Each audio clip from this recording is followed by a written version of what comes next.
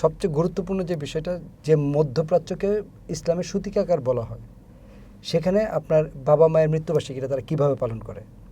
তারা প্রথম হচ্ছে হয় কবর জিয়ারত করে, দ্বিতীয় হচ্ছে দান সদকা করে, দরিদ্র মানুষদেরকে দান সদকা করে তাদেরকে, ওই মৃত মানুষটা স্বর্গে গেলে তাকে সোনা দানা গয়না হীরা জহরত সব দিবে, কিন্তু খাবার দিবে না যতক্ষণ পর্যন্ত আত্মীয় স্বজন পাড়া প্রতিবেশী এবং ইয়াদেরকে ওই মৃত ব্যক্তির আত্মীয় স্বজন খাবার না খাওয়াবে ততক্ষণ পর্যন্ত সে স্বর্গে গিয়ে খাবার পাবে না।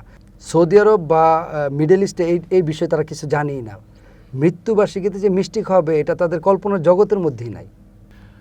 আসসালামু আলাইকুম সুপ্রিয় দর্শক শ্রোতা ভাই বোন, আশা করছি সকলে খুব ভালো আছেন। আর এই মুহূর্তে আমরা নতুন একটি বিষয় নিয়ে আপনাদের সামনে হাজির হয়েছি। আর সেটা হচ্ছে, আমরা সমাজে যারা বাস করি, কিছু কিছু বিষয় আছে যেগুলো আমরা রুলস হতে পারে, কিন্তু এটাকে আমরা একেবারে বাধ্যতামূলক করে তুলি। যে জিনিসটা আসলে আমরা সৌজন্যমূলক আচরণ করতে পারি, না করলেও কোনো অসুবিধা নয়, সেই বিষয়গুলোকে আমরা একেবারে ফরজ কিংবা জায়েজ করে তুলি। এমনকি সেই জায়গা থেকে যখন আমরা একটু সরে আসতে চাই, তখন মনে হয় যেন আমরা একটা অপরাধ করে ফেলি। আর এই বিষয়টাকে আমরা নতুন একটি নাম দিয়ে আমাদের চ্যানেলে উপস্থাপন করতে চাই, সেটা হচ্ছে খটকা। অর্থাৎ আমরা কিছু কিছু বিষয় আছে যে এটা করব কি করব না, এটা নিয়ে একটা খটকা থাকে। আর করলে কি হবে আর না করলে কি হবে, এটা নিয়েও একটা খটকা থাকে। আর এই বিষয়ের সমাজের ছোট্ট ছোট্ট বিষয় নিয়ে আমরা কথা বলবো। আর আজকের একই আলোচনার একই বিষয় হবে। আর ঠিক সেই ধারাবাহিকতায় আজকের আলোচনার বিষয় হবে মিষ্টি। মিষ্টি বলতে আমরা প্রায় দেখে থাকি যে মৃত্যুবার্ষিকী হোক বা কোনো অসুস্থতার ফলে মিলাদবার্ষিকী হোক বা মিলাদ দেওয়া হোক, সেখানে আমরা মিষ্টি খাওয়াই বা মিষ্টি খাই। এখন আমাদের কি এমন একটা প্রশ্ন জাগতে পারে না যে মানুষটা মারা গেল, তাকে নিয়ে যখন দোয়া পড়ানো হলো বা মিলাদ পড়ানো হলো, তখন আমরা কিন্তু কাঁদতে কাঁদতে কি মিষ্টি খাই নাকি হাসতে হাসতে? তো আসলে এই যে মিষ্টি খাওয়ানোর ব্যাপারটা আসলে কি, এটা নিয়ে আজকে আমরা আলোচনা করব। আর এই আলোচনার একজন মহারথী হচ্ছেন বা আলোচক হচ্ছেন আমাদের সবার প্রিয় একজন সহকারী অধ্যাপক এবং বিশ্লেষক নাজমুল হক। আসসালামু আলাইকুম। ওয়ালাইকুম আসসালাম, কেমন আছে? আলহামদুলিল্লাহ, আমি খুব ভালো আছি। আর আপনাকে তো অনেক রকম প্রশ্ন করে থাকি, আজকে একটু ভিন্ন প্রশ্ন বা ভিন্ন একটি বিষয় নিয়ে আলোচনা করি। যে নাজমুল ভাই, আমরা সচরাচর মিষ্টির সাথে সম্পৃক্ত, বাসায় কেউ আসলে মিষ্টি খাওয়াই বা কারো বাড়িতে জন্মদিনে মিষ্টি পাঠাই বা কাউকে ইউজুয়ালি আমরা মিষ্টি মুখ করাতে পছন্দ করি কোনো একটা শুভ সংবাদ আসলে। কিন্তু এই মিষ্টি মুখ করাটা কি বাধ্যতামূলক কিনা? আবার আরেকটা বিষয় হচ্ছে, কেউ যদি মারা যায় অথবা মৃত্যুবার্ষিকী হয়, সেখানে যে আমরা মিলাদ পড়াই, সেখানে মিষ্টি খাওয়ার ব্যাপারটাকে আপনি কীভাবে দেখেন? যেটা আমি শুরুতে বলছিলাম যে মানুষ কি হাসতে হাসতে মিষ্টি খায় না কাঁদতে কাঁদতে মিষ্টি খায়, এটা খটকার বিষয়। তো একটু যদি বলতেন।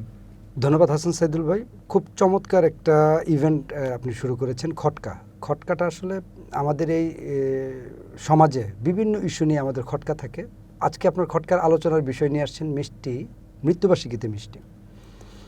আমি যেটা বলবো প্রথমেই, মিষ্টিটা হচ্ছে, আমরা বলি মিষ্টি মুখ, শুভ সংবাদের কিছু সাথে এটা রিলেটেড। জি জি।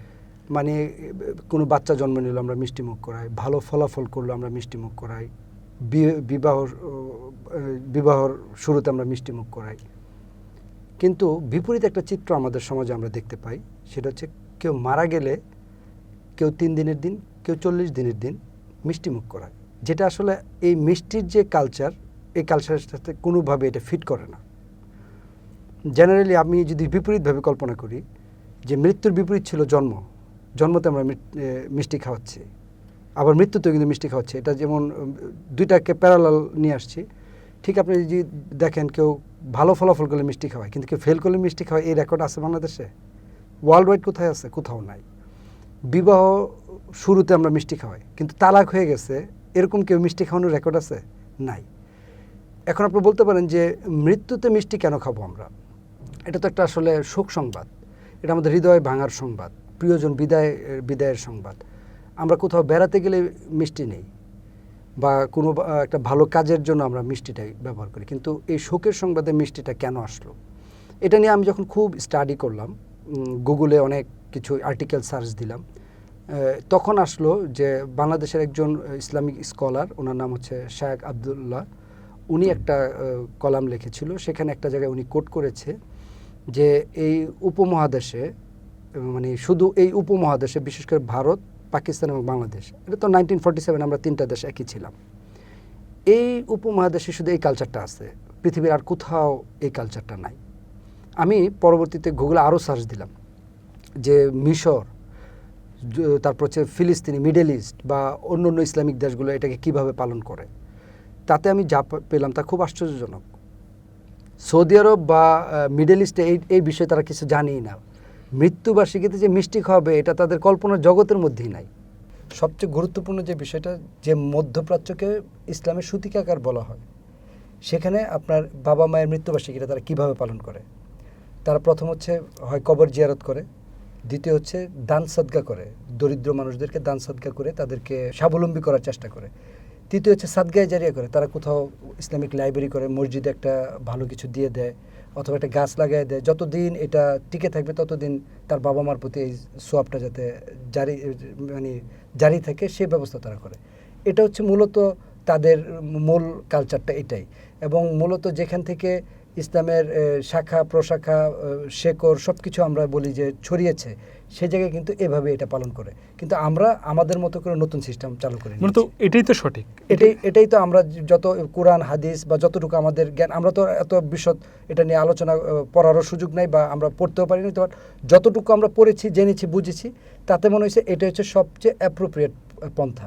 যদি তা না হইতো, পৃথিবীর সবচেয়ে বেশি নবী রাসূল আগমন হয়েছে ফিলিস্তিনি, ইসরায়েল, জর্ডান এবং সম্ভবত সিরিয়া, এই 4টা দেশই। এই 4টা দেশের কালচার আমি যখন খুব অ্যানালাইসিস করলাম, তাতে আসলো যেটা, যে তারা মৃত্যুতে মিষ্টি খাওয়াবে, এটা তাদের মানে একটা রাষ্ট্রীয় দণ্ডনীয় অপরাধ। এটা আপনি যদি ধরেন সাপোজ কেউ ফেল করলে মিষ্টি খাওয়ান, তাহলে যে ফেল করছে এটা তো তার কাছে এটা কি হবে, হৃদয় বিদারক একটা ঘটনা হবে। ঠিক কেউ মারা গেছে, এখানে মিষ্টি খাওয়ানোর যে ইস্যুটা, এটা তো আসলে একটা বৈপরীত্য, সমাজের একটা বৈপরীত্য অবস্থান। তো এখানে শায়েখ আবদুল্লাহ যেটা তুলে আনলো, যে মূলত উপমহাদেশে হিন্দু ধর্মাবলম্বী যারা, তার ইয়াটা আমি কোট করতেছি, যে হিন্দু ধর্মাবলম্বী অনুসারে তাদের সম্ভবত ধর্মীয় গ্রন্থেটা আছে কিনা আমার জানা নেই, উনি যেটা কোট করছে, যে ওই ধর্মাবলম্বীদের একটা রীতি হচ্ছে কেউ মারা গেলে তাদের মৃত্যু উপলক্ষে তার আত্মীয় স্বজন, পাড়া প্রতিবেশী, সমাজকে এই খাবার খাওয়াইতে হয়, ভালো ভালো খাবার খাওয়াইতে হয়। কারণ তাদের ধর্মীয় বিশ্বাস আছে যে ওই মৃত মানুষটা স্বর্গে গেলে তাকে সোনা দানা গয়না হীরা জহরত সব দিবে, কিন্তু খাবার দিবে না, যতক্ষণ পর্যন্ত আত্মীয় স্বজন, পাড়া প্রতিবেশী এবং ইয়াদেরকে ওই মৃত ব্যক্তির আত্মীয় স্বজন খাবার না খাওয়াবে, ততক্ষণ পর্যন্ত সে স্বর্গে গিয়ে খাবার পাবে না। এই অনুষ্ঠানটাকে তারা বলে শ্রাদ্ধ। এই শ্রাদ্ধ থেকেই মূলত ইসলাম, যেহেতু এটা আমরা ভারতীয় উপমহাদেশে হিন্দু মুসলিম একসাথে আমরা বসবাস করতাম, ওই কালচারটা এখানে ঢুকে গিয়ে এটা চল্লিশা কালচার নামে আসছে।